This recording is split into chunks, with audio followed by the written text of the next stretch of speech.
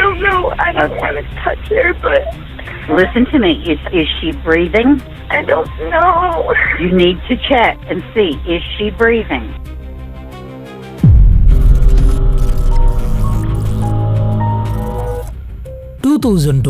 September 7 வெள்ளிக்கிழமை north Carolina Chappell hill. காலையில ஒரு 11 மணி இருக்கும். இங்க கரீனா அப்படின்ற ஒரு பொண்ணு இருக்காங்க. இந்த பொண்ணு பயங்கர டென்ஷனா இருக்காங்க. இதுக்கான காரணம் என்ன அப்படின்னு கேட்டீங்கன்னா, இவங்களுடைய ரூம்மேட்டான ஃபெய்த் அப்படின்ற அந்த பொண்ணு வந்துட்டு கால் பண்ணப்ப எந்த ஒரு காலையுமே எடுக்கல, எந்த ஒரு போனையுமே எடுக்கல, எந்த ஒரு மெசேஜுக்கும் ரிப்ளை இல்லை. நேத்து ராத்திரி இவங்க 2 பேருமே சேர்ந்து அங்க இருக்கக்கூடிய ஒரு கிளப்புக்கு போயிருக்காங்க. போயிட்டு திரும்பி அவங்களோட அபார்ட்மெண்ட்டுக்கு வந்திருக்காங்க. இதுக்கப்புறம் கரீனா ஒரு ஃப்ரெண்டை வர வச்சு அந்த ஃப்ரெண்டோட வீட்டுக்கு வந்துட்டாங்க. இப்போ காலையில கரீனாவுக்கு வந்துட்டு அவங்களோட அபார்ட்மெண்ட்ல பேப்பர்ஸ்லாம் எடுக்க வேண்டிய ஒரு வேலை இருக்கு. அதுக்காக அவங்களோட அபார்ட்மெண்ட்டுக்கு திருப்பி போக வேண்டியது இருக்கு. இதுக்காக ரூம்ல இருக்கக்கூடிய ஃபெய்த்துக்கு இவங்க கால் பண்ணாங்க. ஆனா வழக்கமா கால் பண்ணா எடுக்கக்கூடிய ஃபெய்த் வந்துட்டு அன்னைக்கு காலை எடுக்கவே இல்லை. எந்த ஒரு மெசேஜுக்கும் ரிப்ளையும் இல்லை. சரி, தூங்கி இருப்பாங்க போல இருக்கு, பொறுமையா எந்திரிக்கிட்டோம் அப்படின்ற மாதிரி கரீனா இதை விட்டுட்டாங்க. இப்ப கரீனா வந்துட்டு அபார்ட்மெண்ட்டுக்கு நம்ம போயிடலாம் அப்படின்ற மாதிரி யோசிச்சாங்க. இப்ப இதுக்கு இன்னொரு ஃப்ரெண்டான மாரிசல் அப்படின்ற ஒருத்தங்களை லிஃப்ட் கொடுக்கறதுக்காக கூப்பிட்டாங்க. அந்த ஃப்ரெண்டு கொஞ்ச நேரத்தில் அங்கே வந்தாங்க. இப்போ கரீனா மாரிசல் இவங்க 2 பேருமே சேர்ந்து கரீனா தங்கி இருக்கக்கூடிய அந்த அபார்ட்மெண்ட்டுக்கு போறாங்க. இவங்க அவங்களோட அபார்ட்மெண்ட்டுக்கு போன அந்த சமயத்தில் 2 பேருமே நுழையும் போது அந்த வீட்டுடைய கதவு வந்துட்டு திறந்து தான் இருந்தது. உள்ள போன இவங்க ஃபெய்த் எங்க இருக்க அப்படின்ற மாதிரி கேட்குறாங்க. ஆனா எந்த ஒரு பதிலுமே இல்லை. இன்னொரு தடவை கூப்பிடுறாங்க. இப்பயுமே ஒரு அமைதி. இந்த சமயம் தான் அவங்க அந்த ஃபிளாட்ல இருக்கக்கூடிய அந்த பெட்ரூம் டோரை ஓபன் பண்ணிட்டு உள்ள போறாங்க. அங்க அவங்க பார்த்த அந்த விஷயத்த அவங்களோட ஆயுசு முழுக்க அவங்க மறக்கவே மாட்டாங்க. ஏன்னா ஃபெய்த் கீழே கிடக்குறாங்க.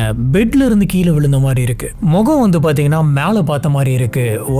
பாதி உடம்புல மட்டும்தான் ட்ரெஸ் இருக்கு. ரத்தம் வந்து பாத்தீங்கன்னா எல்லா இடத்துலயுமே செதறி கிடக்குது. பெட்ஷீட்ல, கிளாசெட்ல, பக்கத்துல இருக்க தலகாணியில. மொத்தத்துல அந்த பெட்ரூமே வந்து பாத்தீங்கன்னா, அதாவது அந்த கிரைம் சீனே முழுக்க ரத்தத்தோட இருந்தது. இப்ப கரீனா வந்துட்டு நடுங்கிக்கிட்டே 911க்கு கால் பண்றாங்க. நான் என்னுடைய அபார்ட்மெண்ட்டுக்குள்ள வந்து பார்த்தப்ப என்னோட ஃப்ரெண்டு வந்துட்டு அன்கான்சியஸ் ஸ்டேட்ல இருக்காங்க.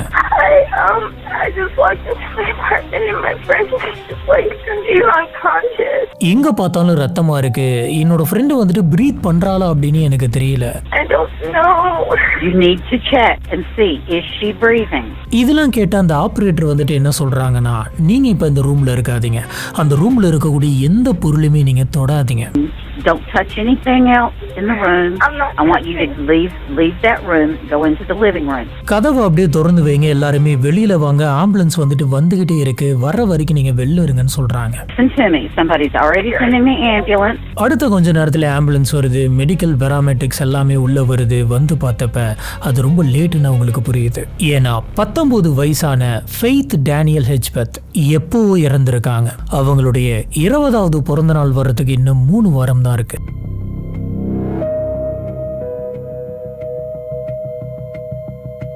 இன்னைக்கு நம்ம பார்க்க போற இந்த கேஸ் வந்து பாத்தீங்கன்னா 1 வருஷம் 2 வருஷத்துல முடிய போற கேஸ் கிடையாது. இது பல வருஷம் டிராவல் பண்ண போகுது. கடைசியா போலீஸ் ஆபீசர்ஸ் எப்படி இந்த கொலைகாரனை கண்டுபிடிச்சாங்க, அன்னைக்கு ராத்திரி அந்த பெட்ரூம்ல என்ன நடந்தது, இந்த கேஸ்குள்ள நம்ம ஃபர்தரா போறதுக்கு முன்னாடி இறந்து போனது யார் அப்படிங்கறத நம்ம தெரிஞ்சுக்கணும். இந்த பொண்ணுடைய மரணம் வந்து பாத்தீங்கன்னா ஒரு என்டையர் கம்யூனிட்டியை வந்துட்டு பாதிச்சது. இந்த உலகத்துல நம்மளை சுத்தி எந்த மாதிரியான குற்றங்கள்லாம் நடந்துகிட்டு இருக்கு அப்படிங்கறத நாம கேஸ் ஃபார்மேட்ல பார்த்துட்டு இருக்கோம். இந்த மாதிரியான கேசஸ் எல்லாம் நீங்க டீடைலான நரேஷன்ல தெரிஞ்சுக்கணும் அப்படின்னு நினைச்சீங்கன்னா உங்களுக்கான ஒரு கரெக்டான சேனல் தான் நம்மளுடைய சாமி ஸ்பாட். நம்மளோட வீடியோஸ்லாம் உங்களுக்கு பிடிச்சிருந்தது அப்படின்னு சொன்னா மறக்காம லைக் பண்ணுங்க, நம்மளோட சேனலுக்கு சப்போர்ட் பண்ணி சப்ஸ்கிரைப் பண்ணுங்க. ஹலோ ஃப்ரெண்ட்ஸ், நான் உங்க சாமி.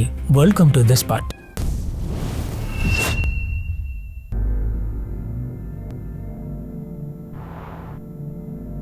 Warren county, north Carolina. இங்க வந்து பாத்தீங்கன்னா ஒரு சின்ன டவுன் ஒன்று இருக்கு. இங்க இருக்கக்கூடிய ஒரு சின்ன ஊர் தான் வந்து பாத்தீங்கன்னா ஹாலிஸ்டர். இங்க ட்ரைபு பீப்புள் வாழ்ந்துட்டு இருக்காங்க. 1992 செப்டம்பர் 26 இங்க ஒரு குழந்தை பிறக்குது. அப்பாவோட பேரு ரொலாண்ட் ஹெச்பாத், அம்மாவுடைய பேரு கோனி ஹெச்பாத். அப்பா ரொலாண்ட் ஹெச்பாத்தோடைய வாழ்க்கை வந்து பாத்தீங்கன்னா இப்ப ரொம்ப மோசமா இருந்தது. அவரு போதை பழக்கங்களுக்கு அடிமையா இருந்தாரு. இதனால அவங்களோட குடும்பமே வந்து பாத்தீங்கன்னா மொத்தமா உடைஞ்சது. ரொம்பவே மோசமா போயிட்டு இருந்த இந்த சமயத்துல தான் இந்த இந்த குழந்தை வந்து பிறக்குது.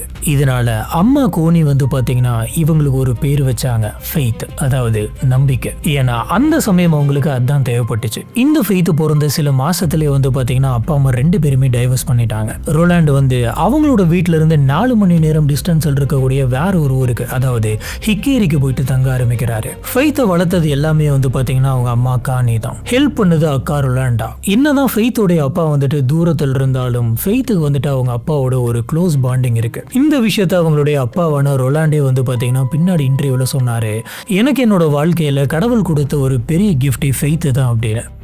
ஃபெய்த் வந்துட்டு வளரும் போது எப்படி இருந்தது அப்படின்னு பார்த்தீங்கன்னா, ஃபெய்த் இருந்த ஊர் வந்துட்டு ரொம்பவே சின்ன ஊர். ஆனால் அவங்களோட கனவுகள் வந்துட்டு ரொம்பவே பெருசாக இருந்தது.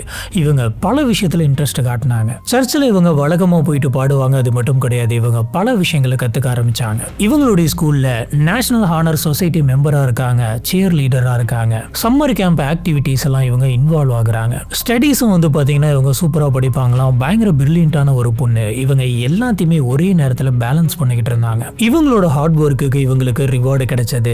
கிரேட் மில்லினியம் ஸ்காலர்ஷிப் இவங்களுக்கு கிடைச்சது, அதுவும் full scholarship. University of North Carolina Chapel ஹில்லில் வந்துட்டு இவங்க பயாலஜி மேஜர் எடுத்து படிக்க ஆரம்பிச்சாங்க. இதுல நம்ம புரிஞ்சுக்க வேண்டிய ஒரு முக்கியமான விஷயம் என்ன அப்படின்னு கேட்டீங்கன்னா, இவங்களுடைய ஒட்டுமொத்த குடும்பத்திலுமே இவங்க மட்டும்தான் கிராஜுவேட். ஏன்னா அவங்களோட ஊர் வந்துட்டு ரொம்பவே எக்ஸ்போஷர் இல்லாத ஒரு சின்ன ஊர்.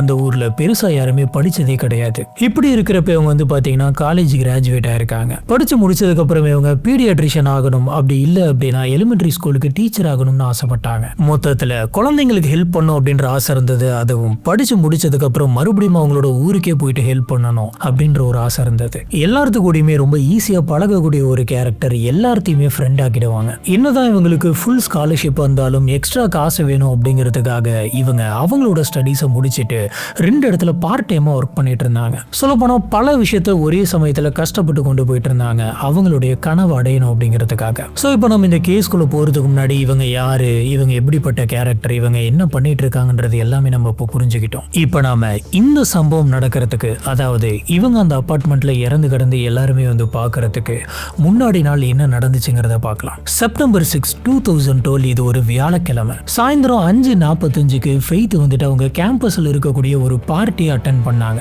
இந்த பார்ட்டி வந்து பார்த்தீங்கன்னா ஒரு ஸ்டடி சம்பந்தப்பட்ட பார்ட்டி. அமெரிக்காவுடைய ஹிஸ்டாரிக்கல் சம்பந்தப்பட்ட விஷயங்களை அதில் சொல்றாங்க. இவங்க இந்த பார்ட்டியில கலந்துகிட்டு இருந்திருக்காங்க, என்னென்ன நடக்குது அப்படின்ற எல்லாத்தையுமே நோட் பண்ணியிருக்காங்க. இந்த பார்ட்டி முடிஞ்சதுக்கு அப்புறமா இவங்க அவங்களோட ரூம்மேட்டான கரீனாவை போயிட்டு மீட் பண்ணியிருக்காங்க காலேஜ் கேம்பஸ்குள்ளே. இப்போ ஃபெய்த் அப்புறம் கரீனா இவங்க 2 பேருமே சேர்ந்து அந்த காலேஜில் இருக்கக்கூடிய ஒரு லைப்ரரியில உட்காந்து படிச்சிருக்காங்க. இப்படி இவங்க 2 பேருமே படிச்சு முடிச்சுட்டு அசைன்மெண்ட் எழுதிட்டு இருந்த அந்த சமயத்துல ஃபெய்த் மட்டும் அந்த இடத்த விட்டு கிளம்பி எங்கேயோ போயிட்டு கொஞ்ச நேரம் கழிச்சு மறுபடியும் வந்திருக்காங்க. திரும்பி வந்ததுக்கு அப்புறம் ஃபெய்த் அப்புறம் கரீனா இவங்க 2 பேருமே சேர்ந்து அப்பார்ட்மெண்ட்டுக்கு திரும்புறாங்க. இந்த அப்பார்ட்மெண்ட் வந்து பாத்தீங்கன்னா சாப்பல் ஹில்லில் இருக்கு. ஸோ இப்போ நான் வரிசை சில டைம் லைன்ஸ் எல்லாம் சொல்லிடுறேன். இவங்க 2 பேருமே அப்பார்ட்மெண்ட்டுக்குள்ள நுழைஞ்ச அந்த டைம் வந்து பாத்தீங்கன்னா 12 மணி. இந்த அப்பார்ட்மெண்ட் வந்து பாத்தீங்கன்னா ஃபெய்த்தோட அப்பார்ட்மெண்ட் கிடையாது. இந்த அப்பார்ட்மெண்ட் கரீனாவுடைய அப்பார்ட்மெண்ட். ஃபெய்த் கிட்ட அவ்வளோ பணம் இல்லை அப்படிங்கிறதுனால தற்காலிகமா இவங்க கரீனா கூட தங்கி இருக்கிறாங்க. இவங்க 2 பேருமே ஒரே பெட்ரூம் தான் யூஸ் பண்ணுவாங்க, ஒரே பெட்ரூம்ல தான் படுத்துப்பாங்க. ஓகே, 12 மணிக்கு நைட்டு வராங்க. ஒரு 30 நிமிஷம் அப்பார்ட்மெண்ட்ல இருக்காங்க. அதுக்கப்புறம் 2 பேருமே சேர்ந்து வெளியில போறாங்க.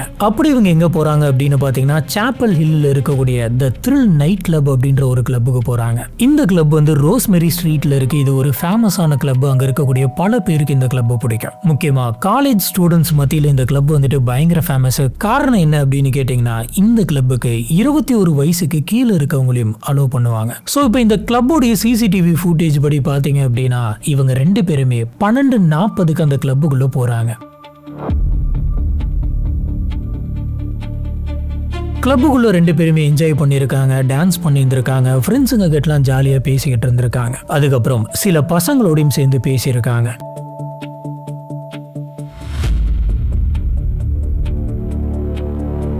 இந்த சமயம்னு பார்த்து கரீனாவுக்கு வந்துட்டு கொஞ்சம் உடம்பு சரியில்லாமல் போயிடுது. இப்போ சிசிடிவி ஃபுட்டேஜ் படி 2:06க்கு 2 பேருமே இந்த கிளப்ல இருந்து வெளியில வராங்க. 2 பேரும் வேற வேற பையன்கிட்ட பேசிக்கிட்டே வெளில வராங்க. பேசி முடிச்சதுக்கப்புறம் 2 பேருமே அங்கே இருக்கக்கூடிய ஒரு காரை புக் பண்ணி அந்த காரில் ஏறி அவங்களோட அப்பார்ட்மெண்ட்டுக்கு திருப்பி போயிடுறாங்க. இப்படி இவங்க 2 பேரும் அந்த அப்பார்ட்மெண்ட்டுக்கு வந்த டைமிங் என்ன அப்படின்னு பார்த்தீங்கன்னா சுமார் ஒரு 3 மணி இருக்கும். மொத்த தெருவுமே வந்து பார்த்தீங்கன்னா அமைதியாக இருக்கு. ஸ்ட்ரீட் லைட்ஸ் மட்டும் தான் எரிஞ்சுக்கிட்டு இருக்கு. 3 மணிக்கு அவங்க வந்திருக்காங்க. இங்கே இருந்து தான் வந்து பாத்தீங்கன்னா எல்லாமே மாறுது. ஃபெய்த் வந்துட்டு ஃபேஸ்புக்ல 3 மணி வரைக்கும் ஆக்டிவா இருந்திருக்காங்க. யாரோ ஒருத்தவங்களோட ப்ரொஃபைல் பார்த்துக்கிட்டு இருந்திருக்காங்க, போஸ்ட் பண்ணியிருக்காங்க, என்ன பண்ணியிருக்காங்கன்னு எக்ஸாக்டா தெரியல. ஆனா 3 மணிக்கு அவங்களோட மொபைல் வந்துட்டு சோஷியல் மீடியாவில் ஆக்டிவா இருக்கு. இப்போ 3:41க்கு ஃபெய்த் வந்து ஒரு டெக்ஸ்ட் அனுப்பியிருக்காங்க. இது யாருக்கு அனுப்பியிருக்காங்க அப்படின்னு பார்த்தீங்கன்னா பிராண்டன் எட்வர்ட்ஸ் அப்படின்ற ஒரு நபருக்கு அனுப்பியிருக்காங்க. இந்த டெக்ஸ்டே கரீனாவுக்காக தான் அனுப்பியிருக்காங்க. கரீனாவுக்கு உங்க மேல நிறைய இன்ட்ரெஸ்ட் இருக்கு, அவ உங்களுடைய பாசத்துக்காக ஏங்குறா, நீங்க அவளை கன்சிடர் பண்ணுங்க அப்படின்ற மாதிரி ஒரு மெசேஜ் அனுப்பிச்சிருக்காங்க. சொல்லப்போனா ஏற்கனவே கரீனா வந்துட்டு அந்த நபர்கிட்ட பேசணும் அப்படிங்கிறதுக்காக ட்ரை பண்ணிட்டு இருக்காங்க, பல மெசேஜஸ் அனுப்பிச்சிருக்காங்க. ஆனா அந்த நபர்கிட்ட இருந்து எந்த ஒரு ரிப்ளையும் வரல. இப்போ ஃபெய்த் வந்து பார்த்தீங்கன்னா கரீனாவுக்காக அந்த நபர்கிட்ட ஒரு மெசேஜ் அனுப்பிச்சிருக்காங்க. அந்த மெசேஜுக்கும் அந்த நபர் வந்துட்டு ரிப்ளை பண்ணல. Happy can you come over here please அப்படின்ற மாதிரி ஒரு மெசேஜும் அனுப்பிச்சிருக்காங்க. இப்படி இவங்க கரீனாவுக்காக பிராண்டனுக்கு அனுப்பின அந்த மெசேஜ் தான் கடைசி மெசேஜ். இந்த விஷயம் நடந்து முடியுது. அப்படியே அந்த அபார்ட்மெண்ட்ல இருக்கக்கூடிய இன்னொரு சைட்ல கரீனா வந்து பாத்தீங்கன்னா இன்னொரு பையனுக்கு மெசேஜ் பண்றாங்க. அந்த பையனோட பேர் வந்து பாத்தீங்கன்னா ஜார்டன் மெக்கரி. கரெக்டா 3:51க்கு கரீனா வந்துட்டு ஜார்டனுக்கு மெசேஜ் பண்ணிருக்காங்க குட் நைட் அப்படின்னு. அடுத்த 10 நிமிஷத்துல அவங்களோட மைண்ட் வந்துட்டு மாறிடுது. 4:01க்கு ஜார்டனுக்கு கால் பண்ணி ப்ளீஸ் நீ வா, வந்து என்ன கூட்டிட்டு போ அப்படின்னு சொல்லியிருக்காங்க. சரி, இப்போ இதோட டைம் லைனே நான் வந்துட்டு கிளியரா சொல்லிடுறேன். 4:10க்கு ப்ளீஸ் கம் அப்படின்னு இவங்க மெசேஜ் பண்ணியிருக்காங்க. 4:12க்கு ஒரு கால் பண்ணியிருக்காங்க. 4:15க்கு ஒரு கால், 4:21க்கு இன்னொரு கால். இப்போ ஜார்டன் பின்னாடி போலீஸ் ஆஃபீஸர்ஸ் கிட்ட என்ன சொல்லியிருக்காரு அப்படின்னு பார்த்தீங்கன்னா கரீனா அந்த காலில் ரொம்பவே பதட்டமா இருந்ததாகவும் ரொம்பவே அப்செட் ஆகும் வினோதமா பேசுனதாகவும் சொல்லியிருக்காரு. சரி, ஜார்டன் வந்து அந்த அபார்ட்மெண்ட்டுக்கு கரீனாவை கூட்டிட்டு போறாங்க. இப்படி கூட்டிட்டு போன டைம் என்ன அப்படின்னு பாத்தீங்கன்னா 4:25. கரீனா அந்த அபார்ட்மெண்ட்ல இருந்து கிளம்பும் போது அவங்க பெட்ரூம்குள்ள போயிட்டு ஃபெய்த் தூங்கிட்டு இருக்கிறத பார்க்கல. ஃபெய்த் தூங்கிட்டு இருக்கிற அப்படிங்கறத நம்பிட்டு இவங்க ஹால்ல இருந்து வெளியில வந்திருக்காங்க, அவங்கள டிஸ்டர்ப் பண்ணாம. இதுல கவனிக்க வேண்டிய இன்னொரு முக்கியமான விஷயம் என்ன அப்படின்னு பாத்தீங்கன்னா கரீனா அந்த அபார்ட்மெண்ட் விட்டு வெளியில வர அந்த சமயத்துல அந்த அபார்ட்மெண்டோடைய ஃப்ரண்ட் டோரை லாக் பண்ணவே இல்லை. இப்ப ஜார்டன் வந்துட்டு கரீனாவை பிக் பண்ணும்போது இன்னொரு விஷயத்தை அவர் நோட்டீஸ் பண்றாரு. அது என்னன்னா கரீனாவுடைய விரல்ல கொஞ்சம் ரத்தம் இருந்திருக்கு. இது என்ன அப்படின்ட்டு ஜோர்டன் கேட்டப்ப கரீனா சொன்னது எனக்கு தெரியல. இப்ப ஜோர்டன் கிட்ட இவங்க என்ன சொல்லியிருக்காங்க அப்படின்னு பாத்தீங்கன்னா நான் பாத்ரூம்ல இவ்வளவு நேரம் உட்காந்துருந்தேன், எனக்கு உடம்பு சரியில்லை அப்படின்னு சொல்லியிருக்காங்க. ஃபெய்த் எங்கன்னு கேட்டதுக்கு அவ பெட்ரூம்ல தூங்கிட்டு இருக்கான்னு சொல்லியிருக்காங்க. இப்ப 4:25க்கு கரீனா வந்துட்டு அந்த அபார்ட்மெண்ட்டை விட்டு கிளம்பியாச்சு. ஃபெய்த் மட்டும் தனியா தூங்கிட்டு இருக்காங்க. ஃபெய்த்தோடைய கடைசி நோன் ஆக்டிவிட்டி என்ன அப்படின்னு பாத்தீங்கன்னா 3:41க்கு. இதுக்கப்புறம் complete silence, no call, no message, ஃபேஸ்புக்ல ஆக்டிவா இல்ல, எந்த ஒரு கனெக்ஷனும் இல்லை. இதை வச்சு பாக்குறப்ப நம்மளுக்கு தெரிய வர விஷயம் என்ன அப்படின்னு பாத்தீங்கன்னா 3:41 AM இருந்து அன்னைக்கு காலையில 11 AM வரைக்கும் இடையில இருக்கக்கூடிய இந்த 7 மணி நேர கேப்ல தான் இவங்களுக்கு அந்த வீட்டுக்குள்ள இந்த சம்பவம் நடந்திருக்கு.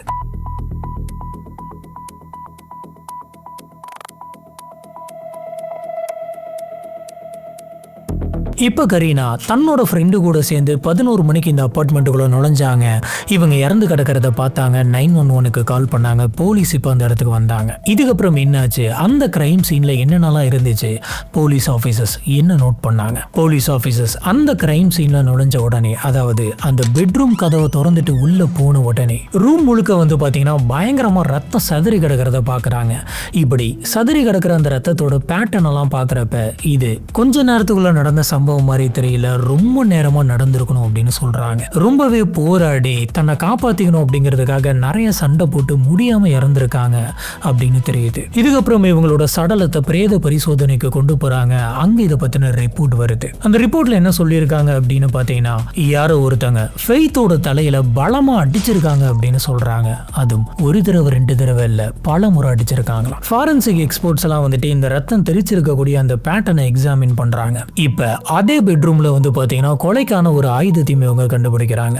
பெட்டுக்கு ஓரத்துல உடைஞ்சு போன ஒரு ரம் பாட்டில் ஒண்ணு இருக்கு. அந்த பாட்டில் ரத்த கரையெல்லாம் இருக்கு. அந்த பாட்டில குடிச்சிட்டு அந்த பாட்டிலாலே அடிச்சிருக்காங்க. இப்ப அந்த பாட்டில வந்து பாத்தீங்கன்னா ரத்த கரையோட 2 தம் பிரிண்ட்ஸ் கிடைச்சிருக்கு. அந்த சமயத்துல ஆபீசர்ஸ் நம்பினாங்க இந்த பாட்டில வச்சுதான் அடிச்சிருக்கணும் அப்படின்னு. இது மட்டும் கிடையாது, இவங்களை டெஸ்ட் பண்ணி பார்த்தப்ப இவங்க இறக்கிறதுக்கு முன்னாடி இவங்க கிட்ட மோசமா தவறா நடந்திருக்காங்க அப்படிங்கிறது தெரியுது. ஃபெய்த்தோட உடம்புக்குள்ள சீமன் சாம்பிள்ஸ் எல்லாம் கிடைச்சிருக்கு. அது மட்டும் கிடையாது, ஃபெய்த்தோட ஃபிங்கர் நெயில்ஸ்லுமே வந்துட்டு DNA சாம்பிள்ஸ் கிடைச்சிருக்கு. ஃபெய்த் கடைசி நிமிஷம் அவங்கள காப்பாத்திக்கணும் அப்படிங்கிறதுக்காக அந்த கொலைகாரன் கூட போராடி இருக்காங்க. இப்படி இவங்க தடுக்கிற அந்த சமயத்துல அந்த கொலைகாரனை வந்துட்டு பூரி இருக்காங்க. அது மூலியமா அவனோட ஸ்கின் டிஷ்யூஸ் மூலியமா அந்த DNA செல்ஸ் எல்லாம் வந்து பாத்தீங்கன்னா அவங்களோட நெயில்ஸ்குள்ள கிடைச்சிருக்கு. அந்த சமயம் இவங்க தடுத்து தாக்குறதுக்காக கொலைகாரனை பூரி இருக்கணும். அதனால அந்த கொலைகாரனுடைய ஸ்கின் டிஷ்யூஸ் மூலமா அவனோட டிஎன்ஏ சாம்பிள் இவங்களோட ஃபிங்கர் நெயில்குள்ள கிடைச்சது. அது மட்டும் இல்ல, அந்த கிரைம் சீன்ல இன்னொரு பாட்டிலும் கிடைச்சது. அது ஒரு ஒயின் பாட்டில். அந்த பாட்டில்ல 2 ஃபிங்கர் பிரிண்ட் கிடைச்சது. அந்த 2 பாட்டில்ல கிடைச்சதா இருக்கட்டும், அந்த சீமெண்ட் ட்ரேஸா இருக்கட்டும், நெகத்துக்குள்ள கிடைச்ச அந்த டிஎன்ஏ சாம்பிளா இருக்கட்டும், எல்லாமே ஒரே ஒரு நபரோட தான் அப்படிங்கிறது தெரியுது. மொத்தத்துல வந்து பாத்தீங்கன்னா அந்த கிரைம் சீன்ல 20 இடத்துக்கு மேல அந்த கொலைகாரன் வந்துட்டு தன்னோட டிஎன்ஏ வந்து விட்டுட்டு போயிருக்கான். இது கூட என்ன கிடைச்சிருக்கு அப்படின்னு பாத்தீங்கன்னா, பெட்ல ஒரு டேக் அவே ஃபுட் பேக் ஒன்னு கிடைச்சிருக்கு. இது சாப்பல் ஹில்லில் இருக்கக்கூடிய ரொம்பவே ஃபேமஸான டைம் அவுட் அப்படின்ற ஒரு ரெஸ்டாரண்டோடைய பேக். இது ஒரு ஒயிட் கலர் பேப்பர் பேக். அந்த பேக்ல யாரோ ஒருத்தவங்க ஒரு மெசேஜ் எழுதியிருக்காங்க. ஐ எம் நாட் ஸ்டூபிட் அப்படின்னு போட்டு ஒரு கெட்ட வார்த்தை எழுதியிருக்காங்க. கூடவே ஜெல்லஸ் அப்படிங்கிற ஒரு வார்த்தையுமே எழுதியிருக்காங்க. போலீஸ் ஆஃபீஸர்ஸ் அந்த பேக்ல இருக்கக்கூடிய டிஎன்ஏவும் எடுத்திருக்காங்க. இந்த மெசேஜ் எழுதுறதுக்காக யூஸ் பண்ண அந்த பென் எடுத்து அந்த பென்லையுமே இவனோட டிஎன்ஏவை கலெக்ட் பண்ணியிருக்காங்க. இந்த டிஎன்ஏ வந்து பாத்தீங்கன்னா ஏற்கனவே இவங்களுக்கு கிடைச்ச அந்த டிஎன்ஏக்கு சொந்தக்கார நபரோட தான் அப்படிங்கிறது தெரியுது. எல்லாமே ஒரே நபரோட டிஎன்ஏ. இப்ப அந்த மெசேஜ் எழுதி வச்சிருக்கிற அந்த பேக் வந்து நீங்க பாத்தீங்க அப்படின்னா அதுல எந்த ஒரு பிளட் டிராப்பும் இல்ல. இந்த மெசேஜ் எழுதுறதுக்காக யூஸ் பண்ண அந்த பென்லையுமே வந்துட்டு எந்த ஒரு ரத்த கரையும் இல்ல. இதுக்கான அர்த்தம் 2 தான். ஒன்னு, அவன் இந்த கொலையை பண்றதுக்கு முன்னாடி இந்த மெசேஜை வந்து எழுதி வச்சிருக்கணும். அப்படி இல்லைன்னா இந்த கொலையை பண்ணி முடிச்சதுக்கு அப்புறம் கையெல்லாம் கழுவிட்டு ட்ரை பண்ணிட்டு அதுக்கப்புறம் பென் எடுத்து இந்த மெசேஜ் எழுதி இருக்கணும். இப்ப போலீஸ் ஆபீசர்ஸ் அந்த அபார்ட்மெண்ட்ல இருந்த பாத்ரூமோட ஹேண்டில்லையுமே வந்துட்டு ரத்த கரை இருக்கிறத நோட் பண்றாங்க. இதுல இருந்து என்ன தெரிய வருது அப்படின்னு பாத்தீங்கன்னா, உள்ள வந்த அந்த கொலைகாரன் வந்துட்டு இவங்களை கொலை பண்ணி முடிச்சதுக்கு அப்புறமா ஆறாமரா அங்கேயே இருந்து பாத்ரூமை ஓபன் பண்ணி கையெல்லாம் நல்லா கழுவிட்டு ட்ரை பண்ணிட்டு அதுக்கப்புறம் பொறுமையா ஒரு மெசேஜும் எழுதி வச்சுட்டு அவன் போயிருக்கான். ஹேண்ட் ரைட்டிங் எக்ஸ்பர்ட்ஸ் வந்துட்டு இந்த நோட்ஸை வந்து அனலைஸ் பண்ணாங்க. அனலைஸ் பண்ணி பார்த்தப்ப இவங்க என்ன கன்க்ளூஷன் சொல்றாங்க அப்படின்னு பாத்தீங்கன்னா, இந்த மெசேஜை எழுதின அந்த கொலைகாரன் வந்துட்டு அவனுடைய டாமினன்ட் ஹேண்டை வந்து யூஸ் பண்ணல. அதாவது அவன் ரைட் ஹேண்டா இருந்திருந்தான் அப்படின்னா ரைட் ஹேண்டை யூஸ் பண்ணாம லெஃப்ட் ஹேண்ட் யூஸ் பண்ணிருக்கணும். லெஃப்ட் ஹேண்டா இருந்தானா லெஃப்ட் ஹேண்ட் இல்லாம ரைட் ஹேண்டை யூஸ் பண்ணிருக்கான். கண்டிப்பா இது நம்மளோட கையெழுத்து மாதிரி தெரிஞ்சிடக்கூடாது அப்படிங்கிறதுக்காக தான் வேணும்னே கையை மாத்தி எழுதி இருக்கணும். ஆனா நீங்க யோசிச்சு பாருங்களேன், கொலைகாரன் ஒன்றும் அவ்வளோ கிளவர் கிடையாது. வீடு முழுக்க டிஎன்ஏ சாம்பிளை வந்துட்டு வச்சுட்டு போயிருக்கான். ஆனா ஹேண்ட் ரைட்டிங் மாத்தி எழுதியிருக்கான், மாட்டிக்க கூடாதுன்றதுக்காக. அடுத்து நம்ம முக்கியமா கவனிக்க வேண்டிய விஷயம் என்ன அப்படின்னு பாத்தீங்கன்னா, அந்த அபார்ட்மெண்ட்டை சுத்தி எந்த இடத்துலயுமே சர்வேலன்ஸ் கேமரா இல்ல. இதனால எந்த ஒரு சிசிடிவி ஃபுட்டேஜும் கிடைக்கல. இந்த கொலையை பார்த்ததுக்கான எந்த ஒரு ஐ விட்னஸும் கிடையாது. அக்கம் பக்கத்தில் இருக்கிற யாருக்குமே இந்த கொலை நடந்த மாதிரியான எந்த ஒரு சத்தமும் கேட்கலையாம். இவ்வளவு மணி நேரம் நடந்திருக்கு, ஒரு பொண்ணு அடிச்சு கொலை பண்ணியிருக்காங்க, எப்படி இவங்களுக்கு எல்லாம் சத்தம் கேட்கல அப்படின்றது தெரியல. இப்போ போலீஸ் ஆஃபீஸர்ஸ் கிட்ட இருக்கக்கூடிய விஷயங்கள் என்னென்னு பார்த்தீங்கன்னா, ஃபிங்கர் பிரிண்ட்ஸ், டிஎன்ஏ சாம்பிள்ஸ், அப்புறம் ஹேண்ட் ரிட்டன் மூலமா எழுதி வச்ச அந்த நோட்ஸ். அடுத்ததா போலீஸ் ஆஃபீஸர்ஸ் டிஜிட்டல் ஃபுட் பிரிண்ட்ஸை வந்துட்டு பார்க்கலாம் அப்படின்ற ஒரு முடிவு எடுத்தாங்க. கடைசியா ஃபெய்த் வந்துட்டு நேரில் யார்கிட்ட பேசியிருக்காங்க, ஃபோன்ல யார்கிட்ட பேசியிருக்காங்க, அன்னைக்கு அவங்களோட ஆர்பிட்ல யார் இருந்திருக்காங்க எல்லாத்தையுமே விசாரிக்கலாம்னு முடிவு பண்ணாங்க. இது வரைக்கும் போலீஸ் ஆஃபீஸர்ஸ் கிட்ட ஒரு கிளியர் பிக்சர் இருக்கு, ஃபெய்த் வந்துட்டு கடைசியா என்னென்ன பண்ணாங்க அப்படின்றது. இப்போ அந்த டைம் லைன்ல அவங்க யாரெல்லாம் மீட் பண்ணாங்களோ, யாரெல்லாம் கூட இருந்தாங்களோ அவங்க அத்தனை பேர்த்தையும் போயிட்டு, நீ அந்த நேரம் என்ன பண்ணிட்டு இருந்த, நீங்க என்ன பேசுனீங்க அப்படின்ற மாதிரிலாம் கேட்க ஆரம்பிக்கணும். முதல்ல இவங்க பிராண்டன் கிட்ட இருந்து ஆரம்பிக்கிறாங்க. ஃபெய்த் 3:41க்கு கடைசியா கரீனாவுக்காக இந்த நபர்கிட்ட தான் டெக்ஸ்ட் பண்ணியிருக்காங்க. கரீனாவுக்கு நீ வேணும், நீ கொஞ்சம் பாசம் காட்டணும் அப்படின்ற மாதிரிலாம் மெசேஜ் பண்ணியிருக்காங்க. ஆனா பிராண்டன் வந்துட்டு அதுக்கு ரிப்ளை பண்ணல. இப்போ போலீஸ் ஆஃபீஸர்ஸ் பிராண்டனை கூப்பிட்டு நீ எதுக்காக ரிப்ளை பண்ணல அப்படின்னு கேட்டிருக்காங்க. அதுக்கு பிராண்டன் வந்து, விடிய காத்தால நான் பயங்கரமான தூக்கத்தில் இருந்தேன், நான் அந்த மெசேஜே பார்க்கல, அதனால தான் நான் எந்த ஒரு ரிப்ளையும் பண்ணல அப்படின்ற மாதிரி சொல்றாரு. உடனே போலீஸ் ஆஃபீஸர் சரி ஓகே, நீ உன்னுடைய டிஎன்ஏ சாம்பிளை கொடுத்துட்டு போ அப்படின்னு சொல்றாங்க. பிராண்டனும் அவரோட டிஎன்ஏ சாம்பிளை கொடுக்கிறாரு.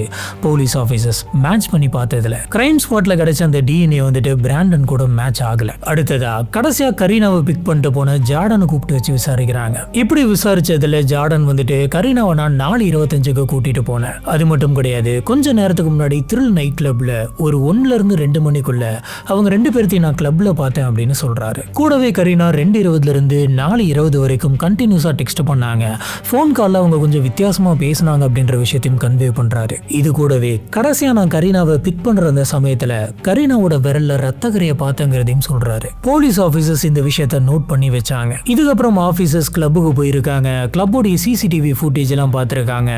கடைசியா ஃபெய்த் வந்துட்டு யார்கிட்ட பேசினாங்க அப்படின்ற எல்லாத்தையுமே எடுக்கிறாங்க. ஃபெய்த் கிளப்புக்குள்ள இருக்கக்கூடிய சில பசங்க கிட்ட அன்னைக்கு பேசியிருக்காங்க. அந்த அத்தனை பசங்களையும் அந்த இடத்துக்கு வர வச்சு ஒவ்வொருத்தர்கிட்டயா நீங்க என்ன பேசுனீங்கன்னு விசாரிக்கிறாங்க. இது மட்டும் கிடையாது, அந்த கிளப்புக்கு வந்திருந்த அந்த பசங்க அத்தனை பேர்த்தோட டிஎன்ஏ சாம்பிளையும் கலெக்ட் பண்றாங்க. இப்படி கலெக்ட் பண்ணி செக் பண்ணி பார்த்ததுல யாரோட டிஎன்ஏ சாம்பிளுமே வந்துட்டு மேட்ச் ஆகல. பிராண்டன், ஜார்டன் அந்த கிளப்ல பேசின அந்த பசங்க யாரு கூடயுமே மேட்ச் ஆகல. இப்படி இருக்கிறப்ப அந்த டிஎன்ஏ சாம்பிள் வந்துட்டு யாரோட இதா இருக்கும் அப்படின்ற மாதிரி போலீஸ் யோசிச்சாங்க. நம்ம ஃபெய்த்தை டைரக்டா கனெக்ட் பண்ணக்கூடியவங்களை மட்டும்தான் இப்ப தேடிக்கிட்டு இருக்கோம். ஃபெய்த் கூட கரீனா இருக்காங்க. கரீனாவை கனெக்ட் பண்ற மாதிரியான நபர்கள் யாராச்சும் இருக்காங்களா, யாராச்சும் இதை பண்ணிருப்பாங்களான்ற கண்ணோட்டத்துல விசாரிக்கிறாங்க. இப்படி கரீனாவோட ஃப்ரெண்ட்ஸ் கிட்டலாம் விசாரிச்சுட்டு இருந்த அந்த சமயத்துல கரீனாவுக்கு ஒரு எக்ஸ் பாய் ஃப்ரெண்ட் இருந்ததாகவும் அந்த நபருக்கு ஃபெய்த் வந்துட்டு ரொம்ப பயந்துப்பாங்க அப்படின்னு ஒரு ஃப்ரெண்டு வந்துட்டு சொல்றாரு. இந்த டீட்டெயில் வந்து பாத்தீங்கன்னா போலீஸ் ஆஃபீஸருக்கு ஒரு முக்கியமான டீட்டெயிலா இருந்திருக்கு. இந்த நபரோட பேர் என்ன அப்படின்னு பாத்தீங்கன்னா எரிக் டோகோய் ஜோன்ஸ். போலீஸ் ஆஃபீஸர்ஸ் எரிக்கும் கரீனாவும் வந்துட்டு பாஸ்ட்ல லவ் பண்ணி இருந்திருக்காங்க. சொல்ல போனா கரீனாவோட வீட்டுல தான் எரிக்கும் இருந்திருக்கான். எரிக், கரீனா அப்புறம் ஃபெய்த் 3 பேருமே அந்த அபார்ட்மெண்ட்ல ஒன்னா தான் தங்கி இருந்திருக்காங்க. இந்த எரிக் அப்படின்ற நபர் வந்துட்டு ரொம்பவே மோசமா நடந்தப்பா அப்படின்ற மாதிரி சொல்றாங்க. கரீனாவை போட்டு பயங்கரமா அடிப்பானா. இந்த ரிலேஷன்ஷிப்பே ரொம்ப டாக்ஸிக்கான ஒரு ரிலேஷன்ஷிப்பா இருந்தது. கரீனாவோட உடம்புல பல இடங்கள்ல காயங்களை இவங்க பார்த்திருக்காங்க. இந்த விஷயங்கள்லாம் ஃபெய்த்துக்கு வந்துட்டு ரொம்பவே கஷ்டமா இருந்தது. ஒரு தடவை கரீனா கிட்ட ஃபெய்த் என்ன சொல்லியிருக்காங்கன்னா, இவன் உனக்கு செட் ஆக மாட்டான், வாழ்க்கை முழுக்க நீ இதே மாதிரி அடி வாங்கிட்டு இருக்க முடியாது, நீ மூவ் ஆன் ஆயிடு அப்படின்ற மாதிரி அட்வைஸ் பண்ணியிருக்காங்க. இதுக்கப்புறம் கரீனா வந்து எரிக்க பிரேக்கப் பண்ணியிருக்காங்க. இதனால எரிக் வந்து அந்த அபார்ட்மெண்ட்டை விட்டு வெளியில போயிடுறான். ஆனா எரிக் சும்மா போக கிடையாது. எரிக்கு கரீனா மேல பயங்கரமான ஒரு கோவம் இருந்தது. என்ன நீ பிரேக்கப் பண்ணிட்டல, மரியாதை திருப்பி வந்து நீயே பேசு, திருப்பி நம்ம இந்த ரிலேஷன்ஷிப்பை கண்டினியூ பண்ணலாம்னு இவன் சொல்லிக்கிட்டே இருந்திருக்கான். இதுல அவன் பல முறை வந்து பாத்தீங்கன்னா பயங்கரமா கோவப்பட்டு இருக்கான். பல முறை இவங்க தங்கி இருக்க அந்த அபார்ட்மெண்ட்டை உடைச்சிட்டு உள்ள வந்திருக்கான். இதே மாதிரி 2-3 தடவை நடந்திருக்கு. கரீனா 2-3 தடவை அந்த லாக்கை வந்துட்டு சரி பண்ணிருக்காங்க. 2012 ஜூலை, அதாவது இந்த கொலை நடக்கிறதுக்கு ஒரு 2 மாசத்துக்கு முன்னாடி ஃபெய்த் வந்து கரீனா கிட்ட நம்ம கோர்ட்டுக்கு போயிட்டு ஒரு ப்ரொடெக்ஷன் ஓவர் ஒன்று வாங்கி வச்சிடலாம் அப்படின்ற மாதிரி சொன்னாங்க. அதாவது எரிக் மறுபடியும் அந்த அபார்ட்மெண்ட்டுக்குள்ள வரவே கூடாது, இவங்களோட பாதுகாப்புக்காக அப்படின்ற மாதிரி கோர்ட்ல போயிட்டு இவங்க ப்ரொசீட் பண்ணாங்க. இப்படி கரீனா கோர்ட்டுக்கு போயிட்டு இந்த ஆர்டர் வாங்குறதுக்கு ஐடியா கொடுத்ததே ஃபெய்த் தான். சொல்ல போனா எரிக் கோர்ட்டுக்கு வந்திருந்த அந்த சமயத்துல கரீனா, ஃபெய்த் இவங்க 2 பேரும் ஒன்னா தான் வந்திருக்காங்க. இந்த இடத்துல இதுக்கெல்லாம் காரணம் வந்துட்டு ஃபெய்த் தான் அப்படிங்கிற விஷயம் எரிக்கு புரியுது. இவ்வளவு நாள் கரீனா மேல மட்டும் இருந்த கோபம் எரிக்கு இப்ப ஃபெய்த் மேலேயும் வருது. ஒரு தடவெல்லாம் எரிக் வந்துட்டு டைரக்டா ஃபெய்த்துக்கு கால் பண்ணி, நீ அமைதியா இருக்க மாட்டியா, உன்னை நான் சும்மா விட மாட்டேன், உன்னை நான் கொலை பண்ண போறேன் அப்படின்ற மாதிரி மிரட்டி இருக்கான் டைரக்டாவே. எரிக் இவங்க இருக்கக்கூடிய அந்த அபார்ட்மெண்ட்டுக்கு வரக்கூடாது அப்படின்னு சொல்லிடுறாங்க. அவன் அந்த அபார்ட்மெண்ட்டுக்கு வரல அப்படின்னாலும் அதே காம்ப்ளெக்ஸில் இருக்கக்கூடிய இன்னொரு அபார்ட்மெண்ட்ல தான் இவன் வாழ்ந்துகிட்டு இருந்தான். இவங்க என்னென்ன பண்றாங்க அப்படின்ற எல்லாத்தையுமே நோட் பண்ணிக்கிட்டு இருந்தான். இப்போ போலீஸ் ஆஃபீஸர்ஸ்க்கு ஒரு கிளியர் பிக்சர் கிடைச்சிருச்சு. விக்டிமை அவன் டைரக்டா மிரட்டி இருக்கான், அவங்க என்னென்ன பண்றாங்கன்றத பார்த்துருக்கான். இவங்க மேல கோவம் வந்து கொலை பண்றதுக்கான ஒரு ப்ராப்பரான ரீசனும் இப்போ போலீஸ் ஆஃபீஸர்ஸ்க்கு கிடைக்க இவனோட பேரை வந்துட்டு பிரைம் சஸ்பெக்டா ஆட் பண்றாங்க. இது மட்டும் கிடையாது, இந்த கொலை நடக்கிறதுக்கு முன்னாடி இன்னொரு விஷயமும் நடந்திருக்கு. இந்த ஏரிக்கு கரெக்டா இந்த கொலைக்கு முன்னாடி நாள் செப்டம்பர் 6ஆம் தேதி 2 ஃப்ரெண்ட்ஸ் கிட்ட மெசேஜ் அனுப்பிச்சிருக்கான், நான் செய்ய போறதுக்கு என்ன மன்னிச்சிருங்க அப்படின்னு. Forgive me for what I'm about to to அப்படின்னு மெசேஜ் பண்ணிருக்கான். அதே மெசேஜ் அவன் ட்விட்டர்லயுமே போஸ்ட் பண்ணிருக்கான். இந்த கொலை நடந்ததுக்கு அப்புறம் அதுக்கு அடுத்த நாளே அவனோட ஃபேஸ்புக் பேனரை வந்துட்டு மாத்திருக்கான். இவன் ஒரு போஸ்ட் போட்டிருக்கான். அந்த போஸ்ட்ல என்ன எழுதிருக்கு அப்படின்னு பாத்தீங்கன்னா, dear Lord forgive me for all of my sins and the sins I may commit today, protect me from the girls who don't deserve me அப்படின்னு போட்டிருக்கான். இத்தனை விஷயங்களும் இப்ப எரிக்க தான் பாயிண்ட் பண்ணுது, இவன் தான் இந்த கொலையை பண்ணிருப்பான் அப்படின்ட்டு. போலீஸ் ஆபீசர் இவனோட டிஎன்ஏ சாம்பிள் கேட்கறாங்க. ஆரம்பத்துல இல்ல நான் தரமாட்டேன் அப்படின்ற மாதிரி மறுத்திருக்கான். ஒரு கட்டத்துக்கு மேல இவனோட டிஎன்ஏ சாம்பிளை கலெக்ட் பண்ணிக்கிறாங்க. இப்ப இவனுடைய சாம்பிளையும் கிரைம் சீன்ல கிடைச்ச அந்த டிஎன்ஏ சாம்பிளையும் எடுத்து மேட்ச் பண்ணி பாக்குறாங்க. எல்லாருமே மேட்ச் ஆகும் அப்படின்ற மாதிரி எதிர்பார்த்தாங்க, ஆனா மேட்ச் ஆகல. இவனுக்கு எதிராக இத்தனை விஷயங்கள் இருக்கு, மோட்டிவ்லாம் ரொம்ப கிளியரா இருக்கு, இவனை பிரைம் சஸ்பெக்ட்ல வச்சாங்க, ஆனா இவனோட டிஎன்ஏவும் மேட்ச் ஆகல. இப்போ ஆபீசர்ஸ்க்கு என்ன பண்றது அப்படின்னு தெரியல. இவனை இந்த கேஸ்ல கனெக்ட் பண்ற மாதிரியான எந்த ஒரு எவிடன்ஸும் கிடைக்கல. இருந்தாலும் இவன் குற்றவாளி இல்ல அப்படிங்கறதையும் போலீஸ் ஆபீசர் சொல்லல. ஒருவேளை இவன் வேற ஒரு நபரை உள்ள விட்டு இந்த மாதிரி பண்ணிருப்பானோ அப்படின்ற டவுட்டும் போலீஸ்க்கு இருந்தது. இதனால சுத்தி இருக்க மீடியா அத்தனையுமே வந்துட்டு எரிக்க தான் ஃபோக்கஸ் பண்ணுச்சு. எரிக்கோட லைஃப் ஸ்பாயில் ஆச்சு. இவன் தான் அந்த கொலையை பண்ணிருப்பான், இல்ல இந்த கொலையை பண்ணிருக்க மாட்டான் அப்படின்ற மாதிரி பல தியரி வந்துட்டு வெளியில உலாவ ஆரம்பிச்சது. எரிக் ஒரு இன்டர்வியூல என்ன சொல்லியிருக்கான் அப்படின்னு பாத்தீங்கன்னா, ஃபெய்த் வந்து ரொம்ப ரொம்ப நல்ல பொண்ணு, ரொம்பவே ஸ்வீட்டான ஒரு பொண்ணு, அந்த பொண்ணுக்கு இப்படி ஒரு சம்பவம் நடந்திருக்கு அப்படிங்கறத யோசிச்சு பார்க்க கூட முடியலன்னு சொல்லியிருக்கான். ஆனா இவன் தான் வந்து பாத்தீங்கன்னா கொஞ்ச நாளைக்கு முன்னாடி டைரக்டா ஃபெய்த்துக்கு கால் பண்ணி, நான் உன்னை கொலை பண்ண போறேன்னு சொல்லி மிரட்டினவன். இப்போ போலீஸ் ஆபீசர்ஸ் எந்த பக்கம் போறதுன்னு தெரியாம ஸ்ட்ரக் ஆயிட்டு நின்னாங்க.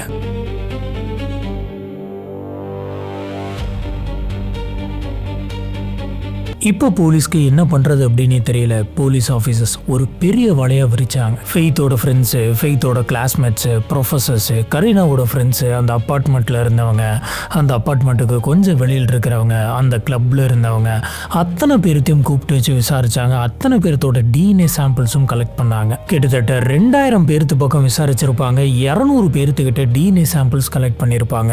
ஒவ்வொரு தடவை செக் பண்ணும் போதும் இந்த தடவை மேட்ச் ஆகிடும், இந்த தடவை மேட்ச் ஆயிரும்னு சொல்லி காத்துக்கிட்டு இருந்தாங்க.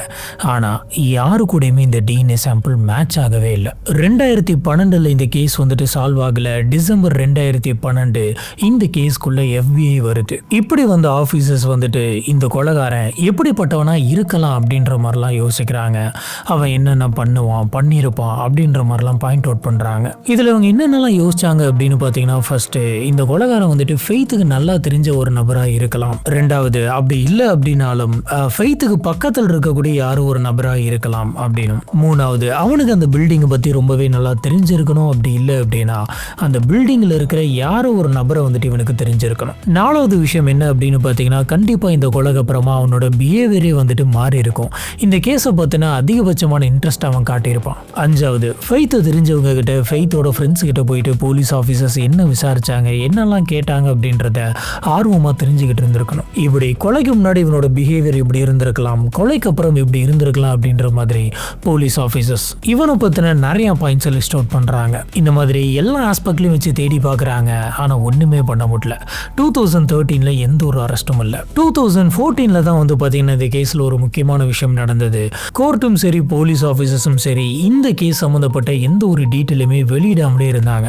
இதனால மீடியா இந்த கேஸ் சம்மந்தப்பட்ட அத்தனை டீட்டெயிலுமே எங்களுக்கு நீங்கள் கொடுக்கணும் அப்படின்ற மாதிரி ரெக்வஸ்ட் பண்ண ஆரம்பிச்சாங்க. பொதுமக்கள் அத்தனை பேரும் கேள்வி கேட்க ஆரம்பிச்சாங்க. இதனால 2014 ஜூலை 911க்கு கரீனா கால் பண்ண அந்த ஃபோன் கால் ரெக்கார்டிங்ஸை வந்துட்டு வெளியிடுறாங்க. அது மட்டும் இல்லை, செப்டம்பர் 2014 வந்து பார்த்தீங்கன்னா இதோடைய பிரேத பரிசோதனை ரிப்போர்ட்டு, வாரண்ட்டு, இந்த கிரைம் சீனில் என்னென்னலாம் கிடைச்சது அப்படின்ற எல்லாத்தையுமே பப்ளிக்கு வெளியிடுறாங்க. இதில் ஒரு வாய்ஸ் மெயிலுமே வெளியில் வருது. இந்த வாய்ஸ் மெயில் வந்து பார்த்தீங்கன்னா மொத்தம் 3 நிமிஷம் இருக்குது. யாரும் ஒருத்தங்க தவறுதலாக அவங்களுக்கே தெரியாமல் அவங்களோட செல்ஃபோனில் வந்துட்டு ரெக்கார்ட் பண்ண மாதிரி இருக்குது. வாய்ஸ் எதுவுமே கிளியராக கேட்கல, ரொம்பவே மெதுவாக ஏதோ ஒரு வாய்ஸ் கேட்குற மாதிரி இருக்குது. பல பேர் வந்து பார்த்தீங்கன்னா கொலைகாரன் தான் வந்துட்டு இந்த ஆடியோவில் தவறுதலாக பேசியிருக்கான் அப்படின்னு சொன்னாங்க. சில பேர் வந்துட்டு இல்லை, ஃபெய்த் வந்துட்டு பயங்கரமாக கத்துற மாதிரியான சத்தம் தான் மெதுவாக கேட்குது அப்படின்னு சொன்னாங்க. இன்னும் சில பேர் வந்து பார்த்தீங்கன்னா இல்லை, ஃபெய்த் வந்துட்டு அன்றைக்கி கிளப்புக்கு போயிருந்த அந்த சமயத்தில் கிளப்பில் வந்துட்டு கேட்ட அந்த சத்தம், அந்த தான் வந்துட்டு இந்த மாதிரி கேட்குது அப்படின்னு சொல்றாங்க. ஆனா போலீஸ் ஆஃபீஸர்ஸ் இது கை தவறி கிளப்ல ரெக்கார்ட் ஆன ஒரு சவுண்டு தான் அப்படின்ற மாதிரி சொல்லிடுறாங்க. 2013 போயிட்டு 14 போயிட்டு 15 போகுது, 16 போகுது. பல வருஷங்கள் இப்படி கடந்து போயிட்டு இருக்கு. பல பேர்த்து கூப்பிட்டு வச்சு விசாரணை பண்ணிக்கிட்டு இருக்காங்க. இந்த கேஸோட ஃபைல் தான் பெருசாகுதே தவிர எந்த ஒரு பிரேக் த்ரூவும் இந்த கேஸ்க்கு கிடைக்கல. ஃபெய்த்தோட குடும்பத்தில் இருக்கக்கூடிய ஃபெய்த்தோடைய அப்பா, அம்மா, அக்கா அத்தனை பேருமே இந்த கேஸ்ல கொலைகாரன் யாரா இருக்கும் அவனுக்கு ஒரு கரெக்டான தண்டனை கிடைக்கணும் அப்படின்னு காத்துக்கிட்டு இருந்தாங்க. போலீஸ் ஆஃபீஸர்ஸ் எந்த ஒரு டீட்டெயிலுமே அவங்ககிட்ட சொல்லலை, எந்த ஒரு விஷயத்தையுமே அவங்ககிட்ட ஷேர் பண்ணல. வெயிட் பண்ணுங்க, கண்டிப்பாக நியாயம் கிடைக்கும், எங்களை நம்புங்க, வெயிட் பண்ணுங்கன்றதை மட்டும்தான் அந்த குடும்பத்துக்கு சொல்லிக்கிட்டு இருந்தாங்க. மொத்தத்தில் போலீஸ் ஆஃபீஸர்ஸ் அவங்களோட குடும்பத்தில் இருக்கவங்ககிட்ட சொன்னது ஒரே ஒரு விஷயம் மட்டும்தான். இது ரேண்டமாக வந்து தாக்குன ஒரு விஷயம் கிடையாது, யாரோ ஒருத்தங்க வேணும்னே கொலை பண்ணியிருக்காங்க அப்படின்றத மட்டும்தான் சொன்னாங்க. இதுக்கிடையில் இந்த கேஸ் சம்மந்தப்பட்டு கொலைகாரன் யார் அப்படின்ற மாதிரி யாராச்சும் கண்டுபிடிச்சி தந்தீங்க அப்படின்னா, சொன்னீங்க அப்படின்னா உங்களுக்கு $25,000 நாங்கள் ரிவார்டாக தருவோம் அப்படின்னு சொன்னாங்க. நாட்கள் போக போக அந்த $25,000 வந்து பார்த்தீங்கன்னா $40,000 ரிவார்டாக மாறுது. பல பேர் கால் பண்ணி பல விஷயங்களை சொல்லிக்கிட்டு இருந்திருக்காங்க. ஆனால் எதுவுமே அது யூஸ்ஃபுல்லாக இல்லை. இந்த கொலை நடந்து 4 வருஷம் முடியுது. போலீஸ் ஆஃபீஸர்ஸ் கிட்ட இப்போ இருக்கிறது டிஎன்ஏயும் ஃபிங்கர் பிரிண்ட்டும் பிளட் சாம்பிளும் மட்டும்தான். புதுசாக டிஎன்ஏ சம்மந்தப்பட்ட பல டெக்னாலஜி வந்துட்டு இருந்தது. இதனால போலீஸ் ஆஃபீஸர்ஸ் டிஎன்ஏ ஃபினோடைப்பிங் டெக்னாலஜியை வந்துட்டு யூஸ் பண்ணலாம் அப்படின்ற மாதிரி பிளான் பண்ணாங்க. இது எந்த மாதிரியான டெக்னாலஜி அப்படின்னு பார்த்தீங்கன்னா, வெறும் டிஎன்ஏ மட்டும் கையில் வச்சுக்கிட்டு இந்த டிஎன்ஏக்கு சொந்தக்காரங்க யார் அப்படின்ற சில டீட்டெயில்ஸ் எல்லாம் கண்டுபிடிக்கலாம். உதாரணத்துக்கு அந்த டிஎன்ஏவுக்கு சொந்தக்காரருடைய ஹேர் கலர் எந்த மாதிரி இருக்கும், எந்த மாதிரியான நேட்டிவ் ஒரு கொண்டவராக இருப்பார், அந்த நபர் மேலா ஃபீமேலா, ஸ்கின் வந்துட்டு எந்த மாதிரி இருக்கும், எந்த மாதிரி கலராக இருப்பார், பிளாக்கா ஒயிட்டா, எந்த ஆன்செஸ்டரை கொண்டவர் இவர் அப்படின்ற பல விஷயங்கள் அது மூலியமாக சொல்லிடலாம். இதனால போலீஸ் ஆஃபீஸர்ஸ் வெர்ஜீனியாவில் இருக்கக்கூடிய பேராபான் நானோ லேப்ஸ்க்கு கொண்டு போயிட்டு இந்த டிஎன்ஏவை கொடுக்குறாங்க. இப்படி அனலைஸ் பண்ணதுல கில்லர் வந்துட்டு மேல் அப்படின்றது கன்ஃபார்ம் கன்ஃபார்ம் ஆயிடுது. அது ஏற்கனவே தெரிஞ்சிருக்கும். இந்த நபருக்கு 90% கருப்பு கலர்ல தான் முடி இருக்கும் அப்படின்ற மாதிரி தெரியுது. இந்த நபரோட நேட்டிவ் வந்துட்டு அமெரிக்கன் அப்படின்னும் லைட்டா வந்துட்டு யூரோப்பியன் இல்லைன்னா லட்டினோவை மிக்ஸ் பண்ணி இருந்திருக்கலாம் அப்படின்னு சொல்றாங்க. இதுல இன்னொரு பயங்கரமான விஷயம் என்ன அப்படின்னு பாத்தீங்கன்னா, இந்த கொலைகாரன் வந்துட்டு இந்த மாதிரி இருக்கலாம் அப்படின்னு சொல்லி டிஎன்ஏவை வச்சு ஒரு கம்ப்யூட்டரைஸ்டு பிக்சர் ஒன்று வெளியிடுறாங்க. இது செப்டம்பர் 2016 வந்துட்டு பப்ளிக்கோட பார்வைக்கு ரிலீஸ் பண்றாங்க. ஒருவேளை இந்த போட்டோவை பார்த்தா இந்த நபருக்கு சிமிலரா நம்ம யாரையும் ஒருத்தங்களை பார்த்துருக்கோமே அப்படின்ற மாதிரி யாருக்காச்சும் தோணலாம். அவங்களோட யூனிவர்சிட்டியில் இருந்தவங்களுக்கு, அந்த அப்பார்ட்மெண்ட்ல இருந்தவங்களுக்கு, அன்னைக்கு நைட்டு கிளப்ல இருந்தவங்களுக்கு யாருக்காச்சும் இந்த போட்டோ பார்க்குறப்ப எதனாச்சும் ஒரு ஐடியா கிரியேட் பண்ணலாம் அப்படின்ற மாதிரி நினைச்சாங்க. ஆனா இந்த பிக்சர் ரிலீஸ் ஆயிட்டு 2017 போச்சு, 2018 போச்சு. ஆனா எந்த ஒரு தகவலுமே போலீஸ் ஆஃபீஸர்ஸ்க்கு கிடைக்கல. இதுக்கப்புறமா போலீஸ் ஆஃபீஸர்ஸ் இந்த கொலைகாரனை கண்டுபிடிக்கணும் அப்படிங்கிறதுக்காக ஜெனடிக் ஜீனியாலஜி அப்படின்ற ஒரு டெக்னாலஜி யூஸ் பண்ண ஆரம்பிக்கிறாங்க. இதோட கான்செப்ட் என்ன அப்படின்னு பார்த்தீங்கன்னா, ஃபாரின்ல பல இடங்கள்ல வந்துட்டு பல பேர்த்தோட டிஎன்ஏ சாம்பிளை கலெக்ட் பண்ணி வச்சிருப்பாங்க. மெடிக்கல்ஸ்ல டெஸ்ட்டுக்காக போறவங்களோட டிஎன்ஏ சாம்பிள்ஸ், அவங்களுடைய முன்னோர்களை வந்து கண்டுபிடிக்கணும் அப்படின்னு நினைக்கிறவங்களோட டிஎன்ஏ சாம்பிள்ஸ், இதுக்கு முன்னாடி யாரெல்லாம் கிரிமினல் ரெக்கார்ட்ஸ்ல இருந்தாங்க அப்படின்ற அவங்களோட டிஎன்ஏ சாம்பிள்ஸ், இந்த மாதிரி எந்தெந்த முறையிலலாம் டிஎன்ஏ சாம்பிள் எடுக்கிறாங்களோ அத்தனை டிஎன்ஏ சாம்பிளும் ஒரு இடத்துல ஒரு டேட்டா பேஸ் மாதிரி ஸ்டோர் பண்ணி வைப்பாங்க. இப்போ போலீஸ் ஆஃபீஸர்ஸ் கிட்ட ஒரு டிஎன்ஏ சாம்பிள் இருக்கு, இதுதான் கொலைகாரனுடையது அப்படிங்கிறது இவங்களுக்கு தெரியுது. இப்போ இந்த டேட்டா பேஸ்ல எக்ஸாக்ட் அந்த கொலைகாரனுடைய டிஎன்ஏ சாம்பிளே இல்லை அப்படின்னாலும் அவனுடைய குடும்பத்தை சேர்ந்த யாரோ ஒருத்தருடைய டிஎன்ஏ சாம்பிள் அதுக்குள்ள இருக்கலாம். உதாரணத்துக்கு இப்போ ஒருத்தவங்களோட டிஎன்ஏ சாம்பிள் வந்து பார்த்தீங்கன்னா அவங்களுடைய 100% மேட்ச் ஆகும். ஏன்னா அது அவங்க.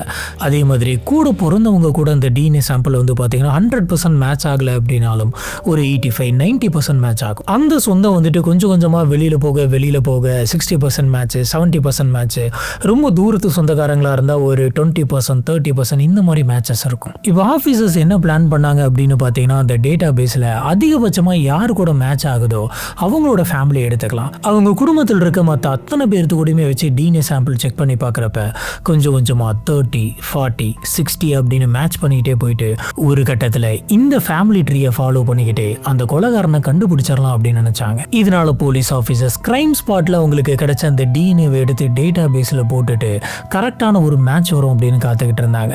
ஆனால் இந்த விஷயம் வந்து பார்த்தீங்கன்னா சாதாரணமாக நடக்கக்கூடிய விஷயம் கிடையாது. இதுக்கு பல நாட்களாகும், பல மாசங்களாகும், சொல்லப்போனால் வருஷமே கூட ஆகும். ஆனால் இந்த சமயத்தில் போலீஸ் ஆஃபீஸர்ஸ்க்கு வேற வழியே கிடையாது, இதை தான் பண்ணி ஆகணும். இப்போ ஒரு சொந்தக்காரரோட டிஎன்ஏ சாம்பிள் லைட்டாக இவரோட மேட்ச் ஆகுது. இப்போ அவங்களோட குடும்பத்தை எடுத்துக்கிட்டு அவங்க குடும்பத்தில் யார் யார் இருக்காங்க அப்படிங்கிறத போலீஸ் ஆஃபீஸர்ஸ் ஃபாலோ பண்ணி அவங்களோட ஃபேமிலி ரூட்டை பிடிச்சி ஒவ்வொருத்தங்களையும் நெருங்கிட்டு இருக்கிறாங்க. இப்படி ஆல்மோஸ்ட் போலீஸ் ஆஃபீஸர் அந்த கொலையாளியை நெருங்கிட்டு இருக்கிற அந்த சமயம் தான் செப்டம்பர் 14, 2021 டராம்ல இருக்கக்கூடிய ஒரு ரோட்ல ஒரு கார் வந்துட்டு நிதானமாகவே இல்லாமல் அங்கேயும் இங்கேயும் தள்ளாடிக்கிட்டே வந்துகிட்டு இருக்கு. அந்த கார் லெஃப்ட் போகுது, ரைட்டு போகுது, சடனாக நிற்குது, சடனாக ஃபாஸ்ட்டாக போகுது.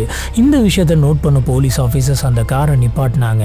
நீங்கள் குடிச்சிருக்கீங்களா அப்படின்னு சொல்லி கிட்ட வந்து வாயில் வச்சாங்க. இப்படி செக் பண்ணி பார்த்தா அந்த சமயத்தில் அந்த நபர் வந்துட்டு பயங்கரமாக குடிச்சிருக்கான் அப்படின்றது தெரிய வருது. அந்த நபர்கிட்ட லைசன்ஸ் கேட்டாங்க, இன்சூரன்ஸ் கேட்டாங்க. ஆனால் அவங்ககிட்ட எதுவுமே இல்லை. உடனடியாக போலீஸ் ஆஃபீஸர்ஸ் அவனை அரெஸ்ட் பண்ணாங்க. அரெஸ்ட் பண்ணி அவனோட டிஎன்ஏ சாம்பிளை கலெக்ட் பண்ணி வச்சாங்க. வழக்கமாகவே எந்த ஒரு கேஸில் மாட்டினாலும் அவங்களோட டிஎன்ஏ சாம்பிளை கலெக்ட் பண்ணி டேட்டா பேஸில் ஸ்டோர் பண்ணிப்பாங்க.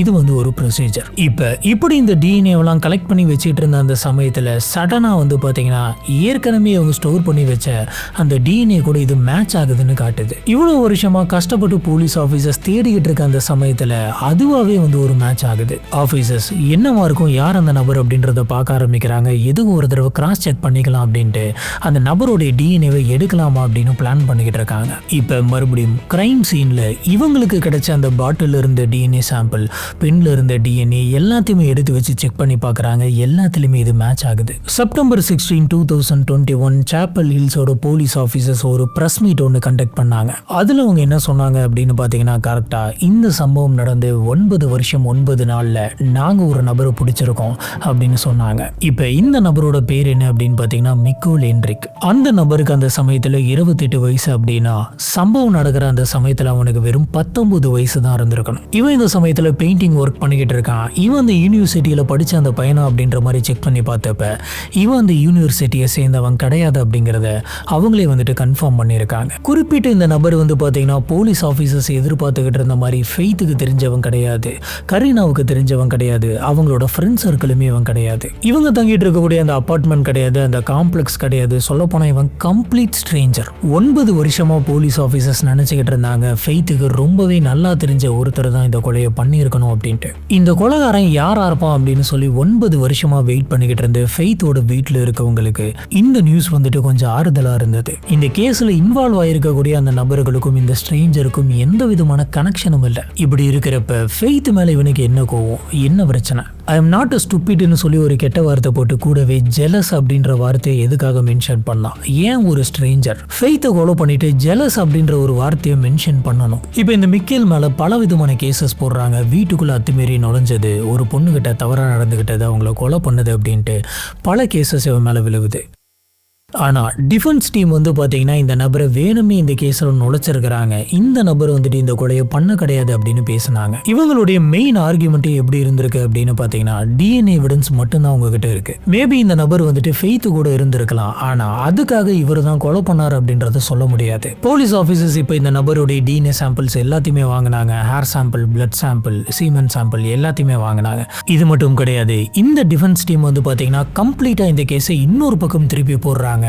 இதுக்கு காரணம் கரீனா தான். எங்களுக்கு வந்துட்டு கரீனா மேலதான் டவுட்டா இருக்கு அப்படின்னு சொல்றாங்க. இதுக்கு இவங்க முக்கியமா சொல்லக்கூடிய விஷயம் என்ன அப்படின்னு பாத்தீங்கன்னா அன்னைக்கு அவங்களோட கையில இருந்த அந்த ரத்தக்கரை, அன்னைக்கு அவங்க வேணும்னே அவங்களோட வீட்டுக்கு போயிருக்காங்க. 11 மணிக்கு தெரியாத மாதிரி இவங்க 911க்கு கால் பண்ணியிருக்காங்க அப்படின்ட்டு அடுக்கடுக்கா பல விஷயங்களை சொல்ல ஆரம்பிச்சாங்க. முன்னாடி நாள்ல இருந்து அன்னைக்கு 11 மணி வரைக்கும் என்னென்ன நடந்தது அப்படிங்கிற அத்தனை டைம் லைனுமே வந்துட்டு கொஸ்டின் பண்ணாங்க. இதுக்கிடையில இவங்க என்ன பண்ணிருக்காங்க அப்படின்னு பாத்தீங்கன்னா பாத்ரூமோட கைப்பிடியில கிடைச்ச அந்த ரத்தக்கரை வந்துட்டு நாங்க டெஸ்ட் பண்ணணும் அப்படின்னு கேக்குறாங்க. இதுல இன்னொரு ஹைலைட்டான விஷயம் என்ன அப்படின்னு கேட்டீங்கன்னா அந்த ரம் பாட்டில இருந்து அந்த ஃபிங்கர் பிரிண்ட் இருக்கு பாத்தீங்களா, ரத்தக்கரையோட அந்த ஃபிங்கர் பிரிண்ட் வந்து மீக்கேலோடது கிடையாது அப்படின்னு சொல்றாங்க. இதுக்காக மீக்கேல் கிட்ட இருந்தும் ஃபிங்கர் பிரிண்ட் வந்து வாங்கணும், கரீனா கிட்ட இருந்தும் ஃபிங்கர் பிரிண்ட் வாங்கணும், வாங்கி தான் டெஸ்ட் பண்ணணும் அப்படின்ற மாதிரி சொல்லிக்கிட்டு இருந்தாங்க. இந்த டெஸ்ட்டை நடத்துறதுக்கு கோர்ட் வந்து பர்மிஷன் கொடுக்கணும் அப்படின்னு கேட்டுக்கிட்டு இருந்த அந்த சமயத்துல தான் பயங்கரமான ஒரு ட்விஸ்டே நடக்குது. அது என்னன்னா பாத்ரூம் கைப்பிடியில் கிடைச்ச அந்த ரத்தக்கரையும் அதுக்கப்புறம் அந்த கிளாஸ்ல இருந்த அந்த ரத்தக்கரை, அந்த ஃபிங்கர் பிரிண்ட் வந்து பாத்தீங்கன்னா